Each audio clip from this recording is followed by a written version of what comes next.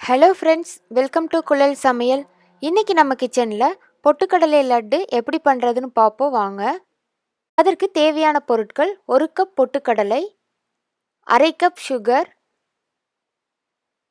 1/4 cup நெய், கொஞ்சமாக திராட்சை, 3 ஏலக்காய், அவ்வளவுதாங்க. இப்போது ஒரு பேனில் நம்ம எடுத்து வச்சுருக்க பொட்டுக்கடலையை சேர்த்துக்கலாம். சேர்த்துட்டு மிதமான சூட்டில் ஒரு 2 நிமிஷம் போல் நல்லா வறுத்துக்கலாம். பாருங்கள், இப்போ ஒரு 2 நிமிஷம் போல் ஆகிருச்சு, நல்லா வறுபட்டுருச்சு. இப்போ இதை ஒரு பிளேட்டுக்கு மாற்றிடலாம். பிளேட்டுக்கு மாற்றி நல்லா ஆறுற வரைக்கும் விடுங்க.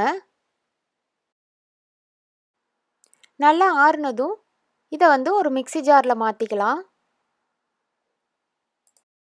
மாற்றிட்டு இது கூடவே நம்ம எடுத்து வச்சுருக்க அரை கப் சுகர், 3 ஏலக்காய் சேர்த்துட்டு இதை நம்ம நல்லா ஃபைன் பவுடராக அரைச்சி எடுத்துக்க போகிறோம். பாருங்கள், இந்த மாதிரி நல்லா அரைச்சி எடுத்துக்கோங்க. இப்போ நம்ம லட்டு பண்ணுறதுக்கு தேவையான மாவு ரெடியாகி இருக்குது. இதை ஒரு சல்லடை வச்சு இந்த மாதிரி நல்லா சலிச்சு எடுத்துருங்க. இப்போ இதில் நம்ம எடுத்து வச்சுருக்க நெய்யை கொஞ்சம் கொஞ்சமாக ஊற்றி நம்ம லட்டு பிடிக்க போகிறோம். பாருங்கள், இந்த மாதிரி உருட்டி எடுத்துக்கோங்க.